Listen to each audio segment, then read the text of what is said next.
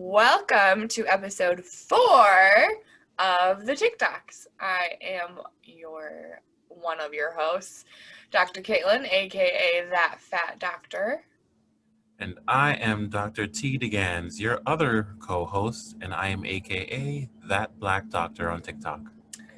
So today, I got a request from a couple people actually about talking about self-care, and I thought this is a really good topic because it's something that people it's a word that's thrown around a lot, right? Like, do some self-care today, or but what does it actually mean? So, T, what does self-care mean to you? Well, not to give the super therapist answer, but self-care is to take care of yourself in a way that actually benefits you.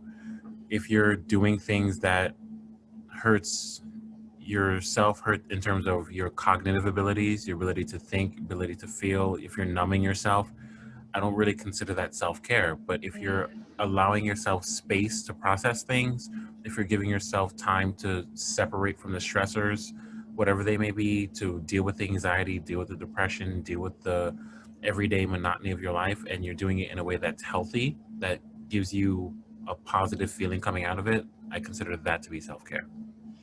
I like that, especially because I think people assume that self-care is like tasks, and that's kind of what I usually allude it to as well, is like, okay, self-care is tasks, but you're right, like it can just be self-care is like taking space from things that you need to take space from, or breaks, or it doesn't have to necessarily be like a physical thing. It can just be a mindfulness kind of a thing.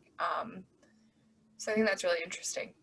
So my version of self-care is doing little things for yourself to maintain your sanity, is what I think of self-care is. Doing those little things that take care of me, that if I didn't do them, someone would be in trouble, or a plethora of other situations. But like, so for me, self-care is even on days where I'm really, really, really, really, really depressed. Self-care can look like getting out of bed and taking a shower. Self-care can look like brushing your teeth. Self-care can look like, putting on clean clothes. Like, for some people, that's their version of self-care. For other people, it's a little bit more extreme, and their self-care is in forms of like exercising, or one of my other ones is makeup and hair and making myself look better, and then I feel better. But it's not just some what You said extreme. Exercise and makeup. Listen, I can transform.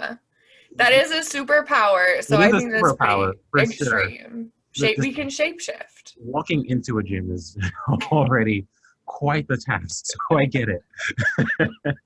I totally get that. Yeah. But you made me think of something. If I took the word self out of it, I think the definition's so much easier, and then throw it back in later. So if I'm caring for someone else, that can come off in so many ways. It can be me getting them a meal. It can be me, rubbing their back, giving them a massage, just giving them space on their own. Like, I'm caring for that person in a way that they get to just relax or feel a little bit better about whatever is going on in their life. And then when I take the word self and put it back in there, just applying it to myself. So getting myself a massage, getting myself a meal that I would enjoy, getting myself just into a quiet space, and that would be self-care. So I think that you helped me to realize that's a really easy way to just define that for me. I love that, like, so much. Literally, just what do you do for other people when you want them to feel better? What would you want other people to do for you to make you feel better? And then doing that yourself and getting that own self-gratification out of it. That's a really interesting way to think about it. Yeah. I dig it. And this kind of leads to another thing that I wanted to bring up for the topic for today, is when you start taking care of yourself, people tend to think of that as being selfish. So I'm going to go out and get myself a really nice meal. I'm going to splurge on it. Maybe every day I kind of have like a $5 limit on like coffee or whatever I want to get. but today I want to spend $50 and get that really important meal that from that place that is really pricey but high quality, and it's once in a while. But maybe you have a significant other or a kid or a parent who's like, we could use that. Why don't you spend that money on us? And you feel selfish for doing it. But the thing is, it's not that you're not selfish, because you are, but selfish is not a bad thing. And people keep pushing this idea that if you're being selfish, you're not doing the right thing. But that's not true. You can be selfish and it's not a negative thing. It's just you caring for yourself first. And self-care and selfish are kind of going hand in hand in a lot of situations. Mm-hmm. Sometimes you need to engage in self-care and be selfish in that way in order to be better for others. Yeah. Yeah. And touching on that further, like, our society tells us like productivity is everything. If you're not being productive, if you're not, creating something or contributing something or slaving away, giving, your life up for someone else's wealth and benefit, basically, then you're not doing enough. You're not good enough. You don't deserve to take care of yourself. And I think that is such bullshit.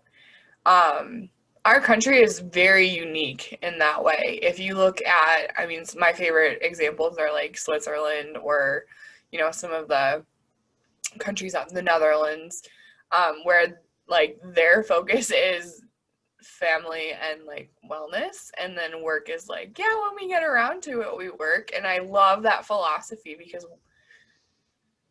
working yourself to death for what?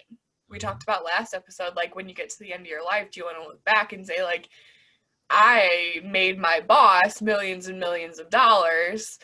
Or do you want to say like, I took my kids on a lot of fun vacations and trips and made a lot of memories with them? So that kind of ties into the self-care thing too. Like that work-life balance is huge. And in the US, unfortunately, everyone's like, we don't really care about you. We just care about what you can do for us. So looking at it from that bigger perspective of like, it's not just a problem with you. If you feel like if you're not being productive, then you're not worth anything. That's actually a societal value, and it sucks. Yeah, absolutely. And I think people tend to lose sight of what's really important, because we're given all of these goals. You have to make a certain amount to be valued. You have to have a certain lifestyle to be valued. You're not going to be considered to be part of the community unless you're putting in 40 hours a week, unless you're already stressed about your job that you didn't even get yet. If you're constantly pushing to be this person that you don't want to be, then you lose sight of yourself. And then you end up in therapy talking about why you're unhappy with everything in your life and you don't know why. Even when you start to attain those things, it's because you didn't really want to reach those goals. Those goals were put in front of you by someone else. Yeah. I could talk about this for days, like starting, looking at 18-year-olds asked to decide what they want to do for the entirety of the rest of their lives is such a wild concept to me. They're still teenagers at that point, and to be like, yeah, I'm gonna be this and be happy for their no. Can you imagine any other decision you made as an 18-year-old being the one you had to stay You with? can't even drink, but you can choose your your future. I don't think so. I don't think so. I was a dumb 18-year-old. No. Weren't we all? Even the smart ones are still dumb. That's the issue. Yeah, in the common sense department for me, more so than the book smarts department. But anyway, I think of self-care as maintenance. And taking that, taking more of a methodical approach to it. Like, think of your body as a car, right? If you're driving your car 24/7, it's gonna need some maintenance eventually. So I like to use that analogy to be like, you're like, you have to oil up the car. You have to put gas into the car to go places. You have to look under the hood every once in a while and find out what's going on underneath. Get that oil change. Watch it rotate them tires over there. Just all the car Indiana The go-to metaphor that you would expect from me. That noise? I can keep going. Which way is your steering wheel going in the direction of your life? Why is it every time I turn left, your car goes a little right? Oh, okay. That's how life goes, though, and that's a really great metaphor or analogy or whatever the word is. I don't know. My English isn't the greatest. Right? One of those. But still, it's really fantastic to have that comparison because it is like that. And there are going to be people that are saying, "Why are you getting gas right now? You should be driving more." It's like, well, if I don't get gas, I'm not going to be anywhere soon. So yeah, let's focus on this first. And you need to take the time to get the gas, change your oil, rotate your tires, check your tire pressure, and sometimes just do things that aren't as necessary but still kind of fun, like get a car wash. And it's so simple. Maybe. Well, wait, what does the car wash symbolize? The car wash is like getting a manicure, getting a pedicure, get your hair cut. Oh, okay. Treat yourself. Okay. Every once in a while, you just need to do one of those things for you, for the benefit of looking better, feeling better. Even if it's a temporary feeling, that temporary feeling is better than never having that feeling at all. Yeah, I like when I have people that say like, oh, I felt good for 10 minutes yesterday. And I'm like, well, that's great. So now you can look on that time and use that mindset of like, I've had good days or like good times before, it can happen again. Mm-hmm. So even if it is just a little bit of time, it still gives leeway to kind of some of that hope to be like, you know what, I felt good for 10 minutes yesterday. So maybe I can have another 10 minutes today or anything. Sometimes you just have to cling on to what you can cling on to. And yeah, looking back at having that cling on, so you have to excuse me. But other than that, you also kind of bring to mind the idea that people have in terms of evaluating their lives. Let's look at the deficit of it. What am I missing? What is not there? What have I not done? What could have been better? And very little time is spent on what did I do well? What was really positive from today? If I look back on most of my days, like, I could have said like, oh, it was shit. I was working from this to this, and then I only had this much time to like take care of myself. Or I can say, hey, despite the fact that I was busy, I had enough time to, go play games. I still had a really good meal for lunch. I'm super happy that I was able to get dressed in clothes that I feel comfortable in because I had enough time to sleep. The way you see the world is completely up to you, and it may be really hard on some days to find those positives, but if you put in the effort to see every day as what are the positives I can identify, your entire outlook is way different that way. I love that. It's so true. I think it's January. So one of the things that I like to do, and I normally fall off with it eventually throughout the year, but I always start out with the best intentions. I like made this little jar and like decorated it all up. It's not near me. I don't know. I think it's in the kitchen.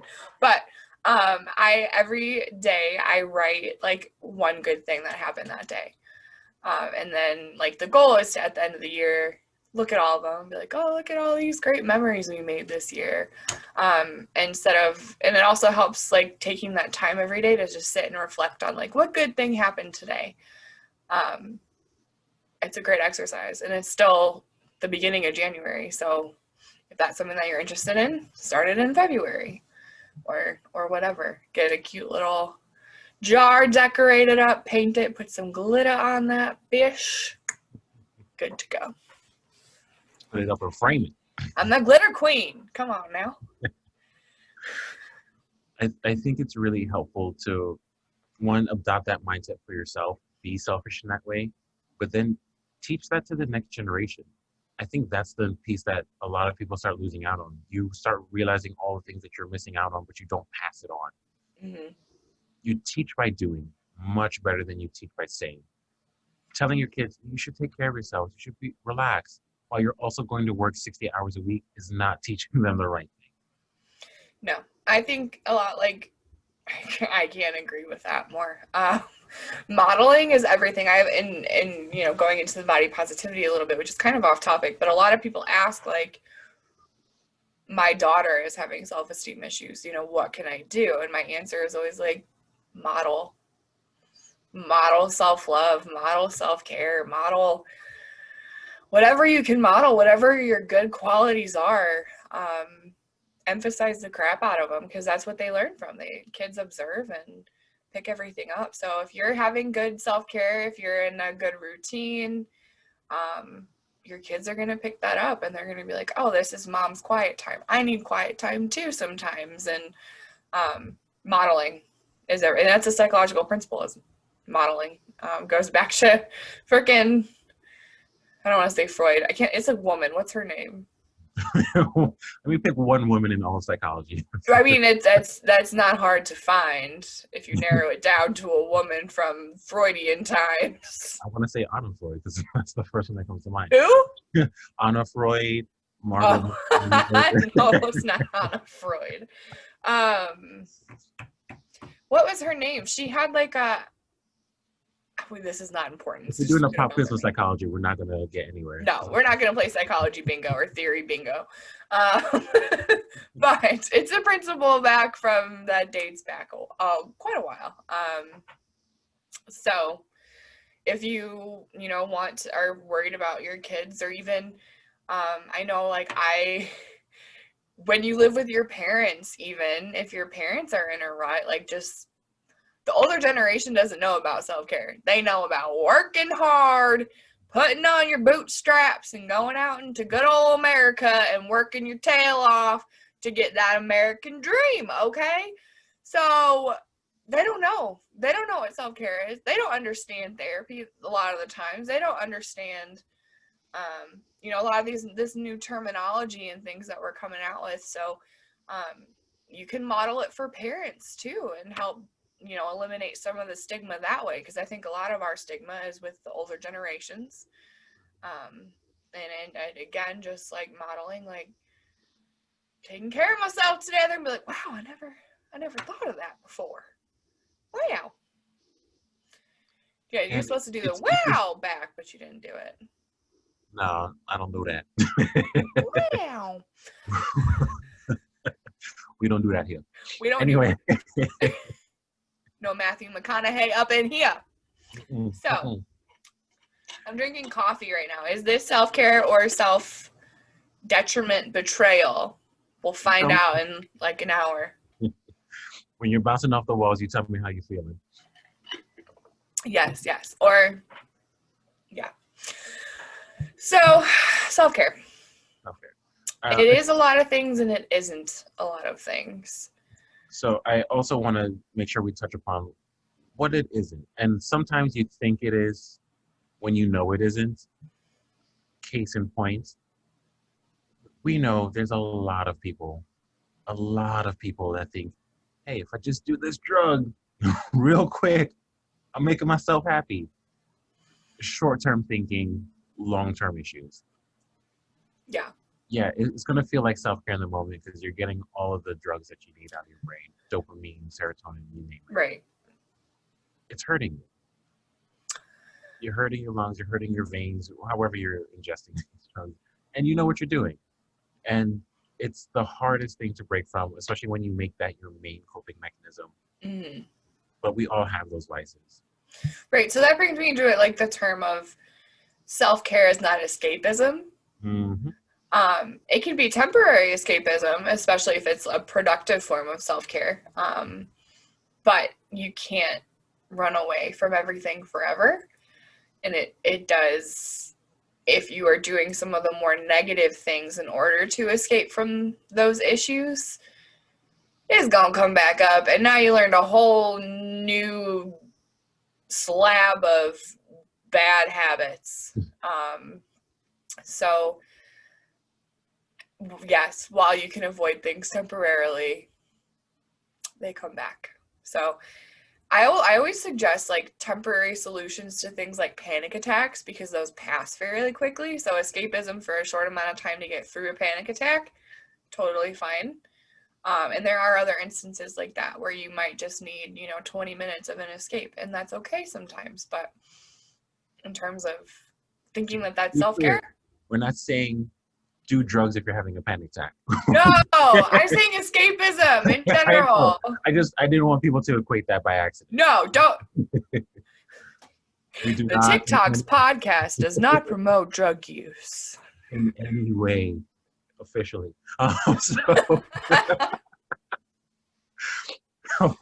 But I see people's problems as, this is going to get into a whole new topic. I see people's problems as playing Red Rover.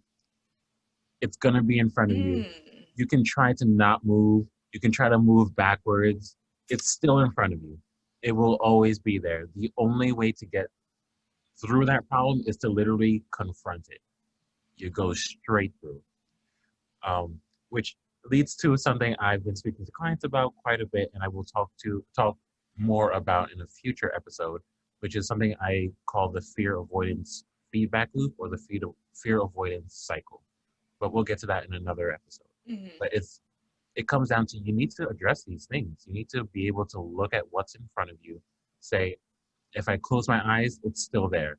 If I turn around, it's still there. If I try to walk away, it's still there. The only way to break through that problem is to face it head on, put in all your skills, all your speed, all your strength and stamina, and say, I'm going for it. And that's how you get through.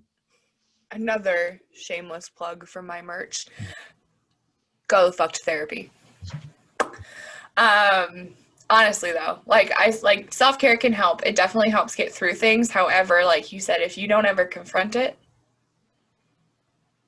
self-care is kind of pointless. It's like putting a Band-Aid on a dam that's about to break. And it helps for a little while. It makes you feel better for a little while, and that's fantastic. And this is, we're only saying in the circumstances where there is some, bigger stuff going on underneath. A lot of times there is, but there doesn't have to be. There doesn't have to be at all. So again, that's why self-care is such a big topic, because it's like, it can be this, it can be super simple and just brushing your teeth for people that are, having major struggles, or, self-care as someone who's highly functional looks a lot different. It's wide and varying, and there's really no, this is self-care, this is the one thing you need to do to feel better. It's different for everybody, and I think as a therapist, I always try to tailor my self-care and coping skills to like things that person likes. So T, what are some of your favorite self-care things to do? Well, for everyone that knows me knows my first answer already, so it's going to be volleyball. Number one thing, the ability to communicate with others, whether it be through very loud vocal means, joking on a court next to someone, being able to be aggressive in a healthy manner, it's kind of the best combination of things for me. Mm-hmm. But otherwise, I usually do basically anything I want to do that gets me to be active or thoughtful. Mm-hmm. So sometimes I just go for a drive and I'm just thinking about my life or listening to music. Sometimes, and this is going to be more pandemic friendly things. Yeah. Well, yeah. At other times, I'm literally just sitting in my room reading or writing. I like to write in my journal a lot, just reflecting on where I am in my life and what I'm going to be working towards, what I've worked towards already, my accomplishments, being able to address all the things I don't acknowledge on a day-to-day basis. I find that to be really helpful. And then sometimes I'm just kind of zoned out. There are times where I literally just want to lay down, like on the floor, not in the bed or anything, just kind of tucked away in a corner somewhere. And I just don't think of anything. And I feel like that personal time where I'm not filling a role is kind of some of the most important time I have for myself. I'm not being someone's therapist. I'm not being someone's son, someone's friend, someone's, boyfriend, whatever. I'm just there. And I just really, being T. Yep, just being T. And I appreciate those moments for myself. I like that a lot. How about you?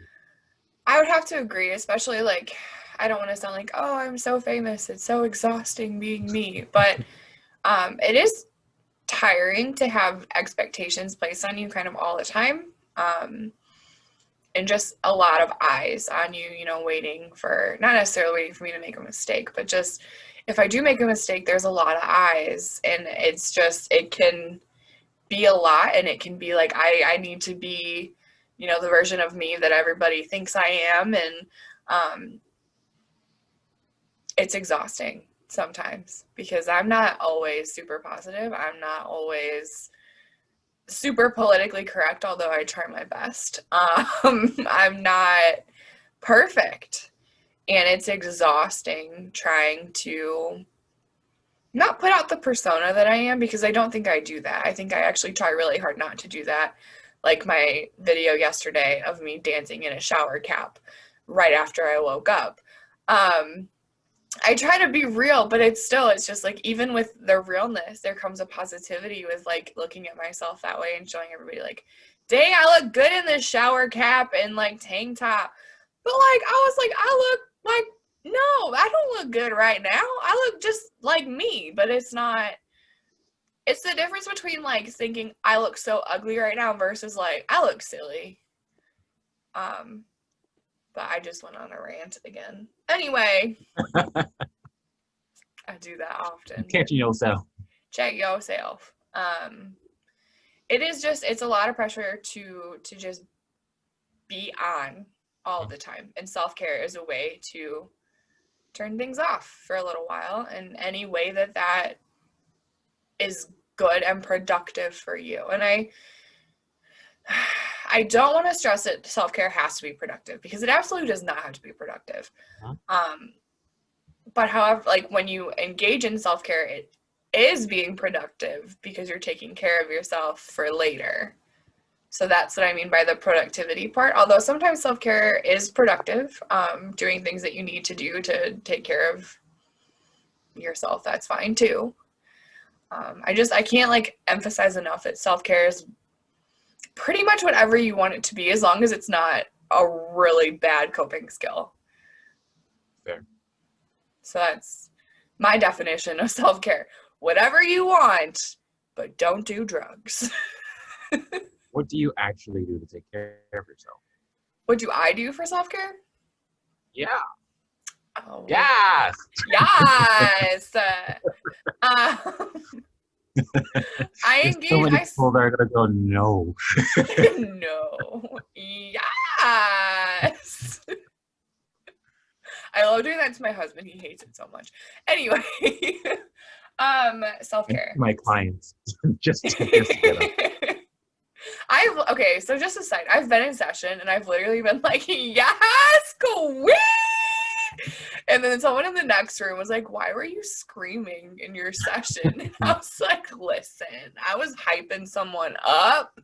I don't need your judgment right now, Cindy. Anyway, what were we saying? Oh, my self-care. Yes. I do something called self-care Sundays. So I've taken like a whole day, and that's what works for me. And I do little other things throughout the week, but I would say like self-care Sunday is like my jam. Like I get to sleep in. I don't set an alarm. My husband does not wake me up unless there is an emergency, and if he does, so help him. So I get to sleep in. I'll wake up. I sit with purple shampoo on my hair to keep the blonde, because this is not natural. What? And I'll do like a face mask. I'll take a super long shower. Sometimes I'll take like a bath bomb type situation. And then I just do nothing. Like I just do nothing. I watch movies. I like pick up stuff throughout the week that I want to do that I can't do then, and I'm like, I'll wait till Sunday and then I'll get to do this. So I love, like, that's what works for me, is just picking literally a whole day, and I've made it like a trending thing. I like get on my TikTok normally, I'm like, it's self-care Sunday, what are you doing for you today? And I love that, but that doesn't work for everybody. Sometimes it's 10 minutes a day for people. I'm lucky I get a whole damn day. For sure. And as a person who works 6 days a week, my self-care Sundays don't always become self-care because I need to get You have things stuff to done. do. Yeah, so it becomes self-care Sunday evening right before I have to go to bed. Yeah. I get, like, that's the other time is, one of my other things I wanted to touch on today is scheduling self-care time, which sounds ridiculous. But if you're someone that is, super high functioning, always busy, always running around, you literally have to schedule time in for self-care. That's what I had to do as a grad student. I would be like, okay, from this hour to this hour, I'm going to sit in the comfy chair in the library at school and not do anything for 20 minutes. That was back when my schedule was planned out hour by hour. Grad school problems. But sometimes you do have to schedule it. You have, like, this is not an option. Self-care is not an option. Self-care is something that you have to do. Again, going back to the car analogy, to maintain your well-being and your car is functioning. Self-care is not an option. Self-care is mandatory. And if anybody gives you shit, say, Dr. Caitlyn said I have to do this, and I will take all of the blame for it. Yeah. Well, let's be more specific. If it's a thing that doesn't hurt you or others. Yeah, I mean. Yeah, we'll take the brunt of that. We're not letting you go. I was like, Dr. Caitlyn said to rob this bank from myself. Yeah, let's not do that one. But we appreciate some stands here and there, but we have some lines. If anybody that's watching this would rob a bank, I feel like we have bigger concerns. We'll have to do an entire podcast on why robbing banks is wrong. Oh man! If you're thinking about robbing a bank, don't. That's keep thinking. Think again, and then think one more time. Just make sure you're on the right page. As more that these podcasts go on, the more unhinged he and I get. It's fine. Everything's fine. Realize real soon. So I think that's kind of, I mean, we should wrap things up. I think that's a good, first explanation of what self-care is and some examples of self-care, and some takeaways that I want everybody to get from today's podcast is self-care is not selfish, but also it's okay to be selfish. And thirdly, maintain your dang vehicular device. Okay?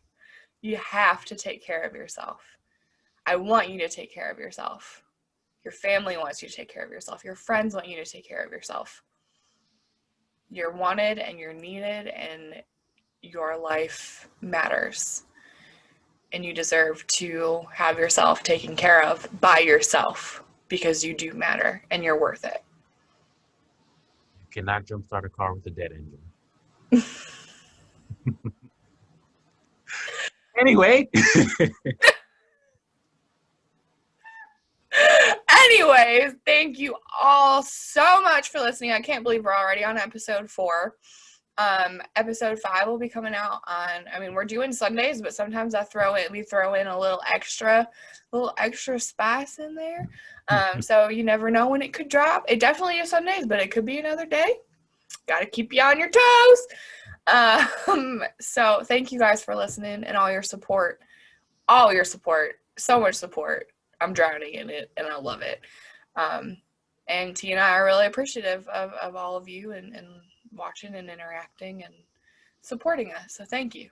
Absolutely. Make sure you like, comment, subscribe, follow us on Instagram, follow us. Well, you can send emails to us. You can follow us on everything. Start with TikTok and you can go from there. TikTok, we're on Spotify, we're on Apple, we're on, what's that? There's some other weird one I've never heard. I don't know. We're everywhere. You cannot escape. If you can't find us, that means you're not looking. So hope you keep cannot looking. Escape us. So, all right. We will see y'all next week. Have a good one. And remember that you're beautiful and I love you. You're beautiful. Beautiful. Beautiful. Okay, bye.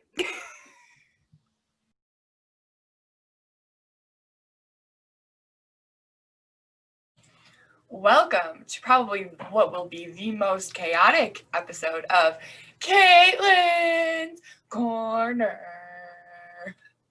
This is a segment where I answer questions that my followers have asked me, so let's dive in. I got my special microphone. This is going to be fun. So, first question comes from Slugger212. Thank you so much for your question. So the question reads, how do you convince a doctor to test for PCOS?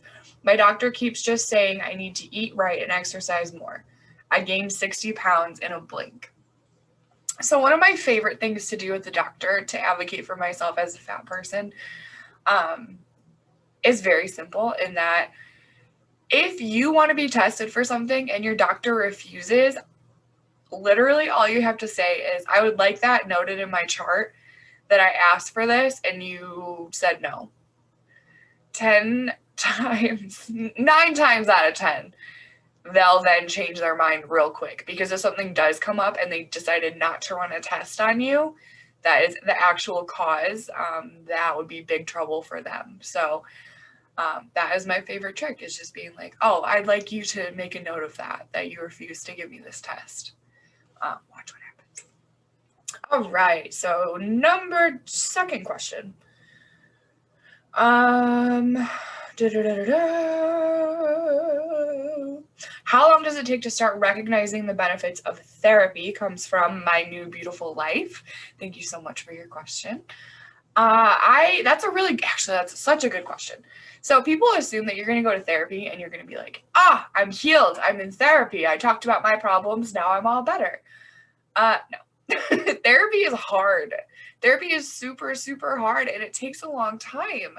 And there are definitely some days where you'll walk out of therapy and you will be great and dandy and happy and feel lighter. And there are days where you're going to talk about really, really hard stuff and you're going to leave feeling upset, because we're stirring up all kinds of different emotions and different events that have happened in your life. So best advice for that is give it time. I would say give your therapist at least 3 months, honestly. Probably more than that, but I would say 3 months is, if you're not, feeling any progress, if there's no connection with your therapist, 3 months. Now, if you have a therapist that's doing some questionably ethical things, then you can absolutely fire your therapist on the spot. You don't need to give that person a second chance. Also, this isn't really a question, but I always tell my clients, like, if very first session, if you feel like this is not a good fit, this is not a good personality fit, you just are not gonna benefit from having me as your therapist, please let me know, because my job is to help you get therapy and to feel better. And if that means that you're not doing therapy with me, then it's still my job to help you find someone to help you, because that's my job, to help you, even if that means I find someone else to help you. But it's also okay to totally ghost your therapist. Sometimes those conversations are hard to have. That's okay too. I've been ghosted. It's fine. Let's do one more question. And I lost my page. Of course I did. So let's find that again. How do I fix things when I hurt someone when I lashed out? How can I make it right? This is from Lil Paxi. That's a really good question. People say things in anger a lot of the time. Like, you are upset and you're going to just spout off in anger. There's also something called anxious rage, which is something that I have personal experience with. When I'm really, really anxious and overstimulated, I will yell at whoever's nearest to me, because I'm not angry at them. I'm just so overwhelmed that it's you talking to me about anything right now is gonna set me off, because my brain is going 20 miles a minute and I cannot focus on what you're saying or what you're doing. So yeah, I might get a little snarky. So what do you do after the fact? So the first thing is being aware that you're doing that. I like to use the pause method. So I work with people that have anger issues, in terms of before you react to something, take a 10-second pause and see if you're able to justify that anger. And if you just helps you process that anger for an extra few seconds. So you can be like, okay, let's respond about this in a different way than our original reaction was. So that is one of my favorite tips, is just pause before reacting. But afterwards, if you need to make up with your partner for things that were said, be open and communicate about that. Just be open about, what triggered you, what the situation was, how you would have preferred that this person handle it or respond, and just talk it out, because that person's feelings are probably hurt. You're probably upset with yourself for what you did. And there's guilt in there, and there's shame in there, and there's just a lot of hurt. So just talk it out and make sure that your partner knows that if it truly isn't ill-willed, that it was just a reaction to something, and explain your side, apologize, and try actively working on it so it doesn't happen again. That's the difference, is that when people say, oh, I won't do that again, take the steps to actually not do it again. And your partner will see that and respect that and appreciate that. Okay, I'm done talking. I love this microphone. This is so much fun. But that is it for Caitlyns Corner today. Please keep submitting questions. I love questions. I love answering them. So please keep submitting. And I hope that you all have a fantastic day. Love you so much. Bye.